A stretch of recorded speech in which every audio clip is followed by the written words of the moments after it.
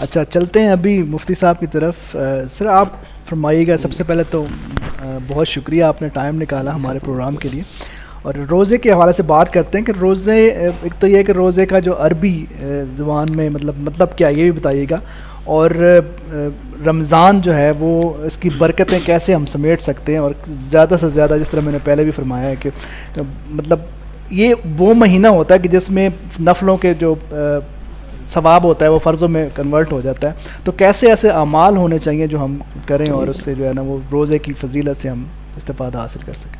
الحمدللہ حمدا یلیق بجلالک وکمالک رب العالمین, ونشهد ان لا الہ الا اللہ وحدہ لا شریک لہ, ونشهد ان سیدنا ومولانا محمدا عبدہ ورسولہ وصلی اللہ علیہ وآلہ وسلم.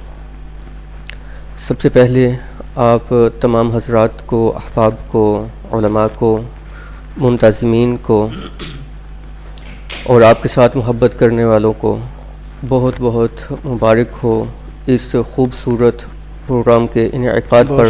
بہت شکریہ. دیکھیں, جب ہم دیکھ رہے ہیں کہ برائی عام ہو چکی ہوئی ہے, خاص طور پر سوشل میڈیا کے اوپر, اور ہماری نوجوان نسل ہمارے دین سے بہت دور ہو چکی ہوئی ہے, تو ایسے احوال میں دین مصطفیٰ صلی اللہ علیہ وآلہ وسلم کے پروگرامز کا انعقاد کرنا یہ بہت بڑی ایک سعادت ہے. الحمدللہ. یہ سعادت خوش بختوں کو ہی ملتی ہے اور یہ انہی کے حصے میں آتی ہے, تو آپ سب حضرات سعادت مند ہیں, خوش بخت ہیں, قابل احترام ہیں. بہت شکریہ. دوسرا, آپ نے مجھ سے پوچھا رمضان کے بارے میں, رمضان اور روزے کے بارے میں. دیکھیے, سب سے پہلے ہم جو ہے نا رمضان کو لے لیتے ہیں. رمضان رامادون سے نکلا ہے, عربی میں رامادون سے نکلا ہے, جس کے معنی ہے گرمی اور حدت کے. گرمی اور حدت کے معنی ہے چونکہ روزہ دار اپنے بھوک اور پیاس کی وجہ سے وہ اس بھوک اور پیاس کی گرمی اور حدت کو محسوس کرتا ہے, تو اس لیے اس کو رمضان کہا جاتا ہے. تو میں نے جیسے بتایا کہ یہ رامادون سے نکلا ہے, تو اس کی مناسبت یہی ہے روزہ دار کے ساتھ. دوسرا ہے لفظ صوم,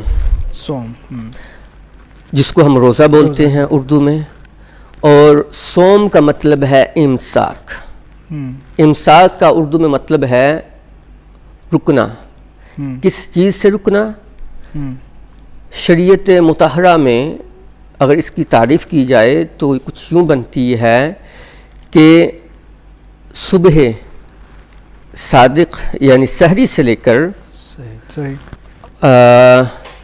آفتاب غروب تک کھانے پینے جماع سے ایک مسلمان کا رکے رکھنا اپنے آپ کو, یہ روزہ کہلاتا ہے. تو آپ نے تیسرا مجھ سے پوچھا کہ اس کی برکتوں کے بارے میں, کیسے برکتیں سمیٹ سکتے ہیں. یہ دیکھیں, یہ برکتوں کا مہینہ ہے, یہ رحمتوں کا مہینہ ہے, یہ مزید محبتوں کا مہینہ ہے, یہ ایک دوسرے کے ساتھ ترحم کرنے کا مہینہ ہے, غریبوں کے اوپر رحم کرنے کا مہینہ ہے, حسد اور کینے اور بغض اور جھوٹ جیسی منافرت جیسی بیماریوں سے اپنے دل کو پاک کرنے کا مہینہ ہے. تو دیکھیں, رسول اللہ صلی اللہ علیہ وآلہ وسلم کی ایک حدیث مبارکہ ہے, حدیث مبارکہ ہے, اور اس حدیث کے سنانے سے پہلے میں آپ کو چھوٹی سی ایک بات بتا دوں کہ دیکھیں, جب آپ کا کوئی بھی اہم پروگرام ہوتا ہے تو آپ جتنے بھی آپ کے ساتھ کینہ, بغض, حسد یا دشمنی رکھنے والے ہوتے ہیں, تو آپ کیا کرتے ہیں, ان کو آپ باہر نکال دیتے ہیں تاکہ آپ کے پروگرام کی رونق ختم نہ ہو, کہیں خراب نہ ہو جائے. تو اللہ تعالیٰ نے ہمارے مسلمانوں کے لیے ایک ایسے پروگرام کا انعقاد کیا ہے جس میں شیطان کو جکڑ دیا ہے. صحیح, کیونکہ وہ ہمارا سب سے بڑا دشمن ہے. تو کیا کہا کہ جب رمضان کا مہینہ آتا ہے تو پھر کیا ہوتا ہے, فرمایا کہ آسمان کے دروازے کھول دیے جاتے ہیں اور جنت کے دروازے کھول دیے جاتے ہیں, اور جہنم کے دروازے بند کر دیے جاتے ہیں اور شیاطین کو زنجیروں میں جکڑ دیا جاتا ہے. اچھا مفتی صاحب یہاں پہ تھوڑا سا میرا سوال ہے کہ اگر شیاطین کو بند کر دیا جاتا ہے تو پھر گناہ کیسے سرزد ہوتے ہیں؟ یہ آپ کا بہت خوبصورت سوال ہے. یہ اس کے ساتھ ہی ملتا ہے کہ عام نارمل ہم اپنی زندگی میں دیکھتے ہیں جب ہم یہ سوچتے ہیں, یہ حدیث بھی بہت زیادہ مشہور ہے کہ شیطان کو جکڑ دیا جاتا ہے, تو پھر ہر ایک عام مسلمان کے ذہن میں یہ بات آتی ہے جب شیطان جکڑ دیا گیا ہے, جہنم کے دروازے بند کر دیے گئے ہیں, تو اس کے باوجود ملاوٹ ہم کرتے ہیں, جھوٹ ہم بولتے ہیں, ہر طرح کے گناہ ہم پھر کرتے ہیں. تو یہ کیا, اس کی وجہ کیا ہے؟ ہاں شیطان کو تو میرے رب نے جکڑ دیا ہے مسلمانوں پر فضل کرتے ہوئے, لیکن ایک دوسرا شیطان ہمارے ساتھ وہ موجود ہے, وہ ہے نفس ہمارا. صحیح. روزے کا اگر مقصد بھی دیکھا جائے نا, روزے کا مقصد کیا ہے, تو روزے کا مقصد یہی ہے کہ ہم اپنے نفس کا تزکیہ کریں. وَأَمَّا مَنْ خَافَ مَقَامَ رَبِّهِ وَنَهَى النَّفْسَ عَنِ الْهَوَىٰ فَإِنَّ الْجَنَّةَ هِيَ الْمَأْوَىٰ. قرآن سے اس کی دلیل کیا ہے؟ وہ شخص جو اپنے رب کے حضور کھڑے ہونے سے ڈر گیا, وَنَهَى النَّفْسَ عَنِ الْهَوَىٰ, اور اپنی خواہشات نفس پر کنٹرول کر لیا, اس کو روک لیا, فَإِنَّ الْجَنَّةَ هِيَ الْمَأْوَىٰ, اس کا ٹھکانہ کیا ہے؟ جنت ہے. تو اپنی خواہشات نفس پر کنٹرول کرنا ہی ہمیں اصل روزے کے جو فوائد ہیں اس کے حصول کرنے میں ہمارے لیے فائدہ مند بن سکتا ہے. ہمارا یہ جو نفس ہے ہمارے ساتھ ہے, یہ دوسرا ہمارے ساتھ شیطان ہے. بات تھوڑی سی لمبی ہو جائے گی. صوفیہ فرماتے ہیں کہ روح جو ہوتی ہے وہ 3 طرح کی ہوتی ہے. روح 3 طرح کی ہوتی ہے. کئی اور طرح کے پھر جو ہے نا وہ اس کے جو ہے نا وہ 5 بھی کہتے ہیں, 7 بھی کہتے ہیں, لیکن میں آپ کو اس کا اختصار بتاتا ہوں. فرماتے ہیں کہ روح الایمان تزکی روح التکریم. کہتے ہیں یہ جو روح الایمان ہے نا, یہ روح تکریم کی صفائی کرتی ہے. صحیح.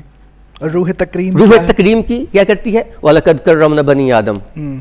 روح تکریم کی کیا کرتی ہے؟ یہ صفائی کرتی ہے. وَرُوحُ التَّكْرِيمِ تُزَكِّي روح البہیمہ او بہیمیہ.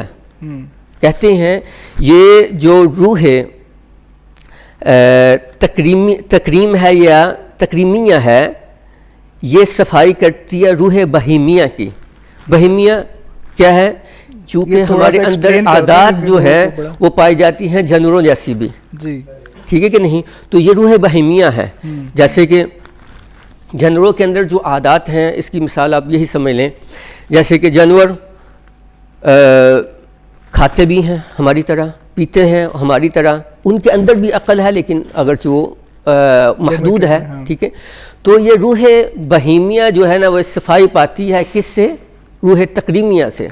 تو پھر کہتے ہیں وَرُوحُ التَّكْرِيمِ تُزَكِّي الْجَسَدَ كُلَّهُ. کہتے ہیں یہ جب روح بہیمی جو ہے صاف ہو جاتی ہے, جب اس کی فلٹریشن ہو جاتی ہے روح تکریمی سے, تو پھر کیا ہو جاتا ہے؟ سارے کا سارا جسم کیا ہو جاتا ہے؟ وہ صاف ہو جاتا ہے. جب جسم صاف ہو جاتا ہے, دل صاف ہو جاتا ہے, پاک ہو جاتا ہے, نفس کی جو شرارت ہوتی ہے وہ کم ہو جاتی ہے, پھر ہمیں رمضان کی برکتیں ملتی ہیں.